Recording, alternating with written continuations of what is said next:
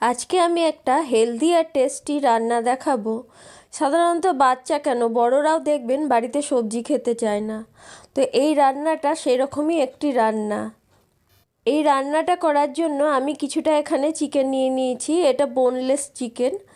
তো এই চিকেনটাকে আমি আদা, রসুন, কাঁচা লঙ্কা, পেঁয়াজের একটা পেস্ট বানিয়েছি। সেই পেস্টটা মাংসের মধ্যে আমি দিয়ে দিলাম। আর দিয়ে দিলাম অল্প একটু সয়া সস। এরপর মাংসটাকে এই মশলাটা দিয়ে ভালো করে আমি মাখিয়ে নেব।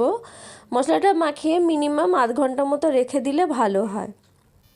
তো এই রান্নাটাতে আমি কিছু সবজি ব্যবহার করব। এখানে আছে ব্রোকলি, বিনস, গাজর, আর এখানে নিয়ে নিয়েছি ক্যাপসিকাম, পেঁয়াজ, রসুন কুচি আর লঙ্কা কুচি। তো ক্যাপসিকামগুলোকে একটু বড় বড় করে কাটতে হবে, আর পেঁয়াজগুলোর পাপড়িগুলো আমি ছাড়িয়ে নিয়েছি। আর এদিকে গাজরগুলো একটু লম্বা লম্বা করে কেটেছি, সবজিগুলো একটু বড় বড় করেই আমি কেটেছি। এদিকে কড়াইয়ে কিছুটা জল আমি গরম বসিয়ে দিয়েছি। সেই গরম জলের মধ্যে আমি সবজিগুলো দিয়ে দিলাম, ওই বিনস, গাজর আর ব্রোকলিটা। সবজিগুলোকে আমি গরম জলে একটু ভাপিয়ে নেব। এদিকে পাশের কড়াইয়ে আমি অল্প করে সামান্য একটু সাদা তেল নিয়ে নিয়েছি। তাতে ম্যারিনেট করা মাংসগুলো ওই তেলের মধ্যে আমি দিয়ে দিয়েছি। এরপর মাংসটাকে আমি ভালো করে ওই সাদা তেলে একটু ভেজে নেব। এই রান্নাটায় কিন্তু খুব বেশি একটা তেলের প্রয়োজন নাই। মাংসটাকে ভালো করে একটু ভেজে নেব, আর একটু ঢেকে ঢেকে মাংসটাকে কিন্তু ভাজতে হবে। সবজিগুলোকে কিন্তু গরম জলে ভালো করে ভাপিয়ে নিতে হবে। সবজিগুলো গরম জলে ভালো করে ভাপানো হয়ে গেলে জলটাকে আমি ঝরিয়ে নেব, গরম জলটা ফেলে দেব। আর দেখবেন বাড়িতে বাচ্চা কেন বড়রাও অনেক সময় সবজি খেতে চায় না। তো এই রান্নাটা যদি আপনি বাড়িতে একবার করেন তো বড়রাও কিন্তু সবজিগুলো বেশ আনন্দ করেই খেয়ে নেবে। আর একবার করলে বারবার কিন্তু বাড়িতে করতে বলবে। আর এদিকে মাংসটা ঢেকে রাখাতে অনেকটাই জল ছেড়েছে। এরপর যে সবজিগুলো আমি ভাপিয়ে নিয়েছি সেই সবজিগুলো আমি মাংসের মধ্যে দিয়ে ভালো করে নাড়াচাড়া করে নেব।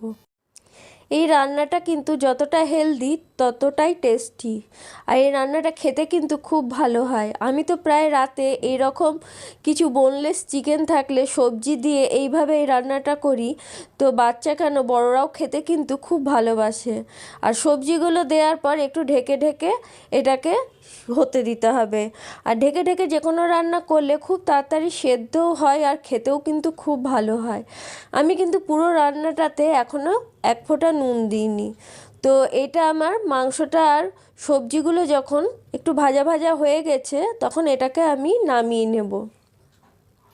শীতে বেশ অনেক রকমের সবজি পাওয়া যায়, আর সবজির রঙগুলো দেখলে বেশ মনটা ভালো হয়ে যায়। তো এখানে যে ভাজা চিকেন আর সবজিগুলো ছিল বোলের মধ্যে নামিয়ে রেখেছি। তারপর কড়াইয়ে আমি কিছুটা পরিমাণ বাটার দিয়ে দেব। ওই 2 চামচ মতো আমি এখানে বাটার দিয়েছি। বাটারটাকে একটু মেল্ট হতে দিতে হবে। বাটারটা মেল্ট হয়ে গেলে এর মধ্যে আমি রসুন কুচো আর লঙ্কা কুচো দিয়ে দিব। বাটারে কিন্তু রসুনের ফ্লেভারটা খুব ভালো লাগে। এরপর রসুন আর কাঁচা লঙ্কাটাকে হালকা করে আমি একটু ভেজে নেব। রসুন আর কাঁচা লঙ্কাটা হালকাভাবে ভাজা হয়ে গেলে এতে ক্যাপসিকাম আর পেঁয়াজটা দিয়ে দিতে হবে। আর এই সময় গ্যাসের হিটটাকে একটু হাই রেখে ক্যাপসিকাম আর পেঁয়াজটা ভাজতে হবে। হাই ফ্লেমে কিন্তু ক্যাপসিকাম আর পেঁয়াজটা ভাজলে একটু ক্রাঞ্চি ভাব থাকবে, আর যে গন্ধটা বেশ ওঠে সেটাও কিন্তু খুব ভালো লাগে। তো এখানে পেঁয়াজ আর ক্যাপসিকামটা মোটামুটি ভালো মতো ভাজা হয়ে গেছে। ক্যাপসিকাম পেঁয়াজটা ভাজা হয়ে গেলে যে সবজিগুলো আর চিকেনটা ভেজে রেখেছি সেটাকে আমি পেঁয়াজ আর ক্যাপসিকামের মধ্যে দিয়ে এবার ভালোভাবে একটু নাড়াচাড়া করব। সবজিগুলো আর চিকেনটা কিন্তু আগে ভাজার সময়তেই মোটামুটি সেদ্ধ হয়ে গেছে। এরপর আমি এতে দিয়ে দেবো আন্দাজ করে নুন। যেহেতু আমি সয়া সস ব্যবহার করেছি সেহেতু নুনের পরিমাণটা একটু কম করেই আমি দেব। এরপর দিয়ে দিলাম গোলমরিচ। আর অবশ্যই এই রান্নাটায় গোলমরিচ কিন্তু ব্যবহার করবেন, কারণ গোলমরিচ দিলে তবে এই রান্নাটা খেতে কিন্তু খুব ভালো হয়। এরপর এটাকে আমি ভালো করে নাড়াচাড়া করে নেব। তারপর আমি একটুখানি ঢেকে রেখে দেব ওই মিনিট 5 মতো। তারপর ঢাকা খুলে নিয়ে আবার একটু সামান্য নাড়াচাড়া করে নিতে হবে। এরপর আমি এতে দিয়ে দেব সয়া সস, ওই 2 সিপি মতো সয়া সস এতে আমি দিয়ে দেব।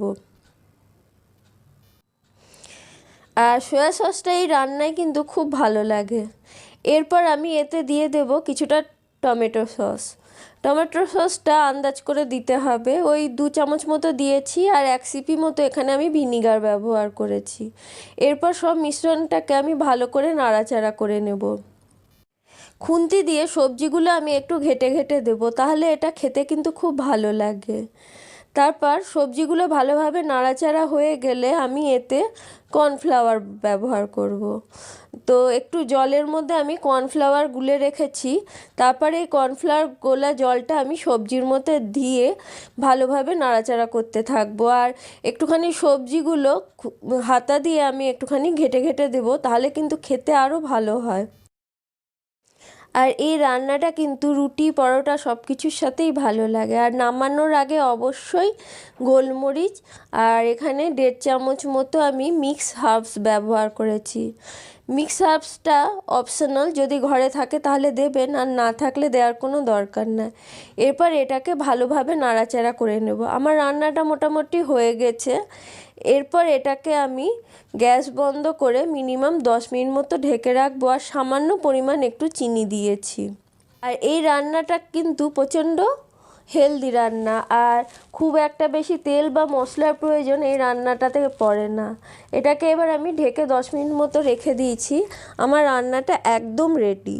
আর এই রকম রান্না আপনি রাতের বেলায় রুটি কিংবা পরোটার সাথে খেতেই পারেন, আর খেতে কিন্তু খুব ভালো লাগে। বাড়িতে কিন্তু ছোট থেকে বড় সকলেই কিন্তু এই খাবারটাকে দেখবেন খুব পছন্দ করবে।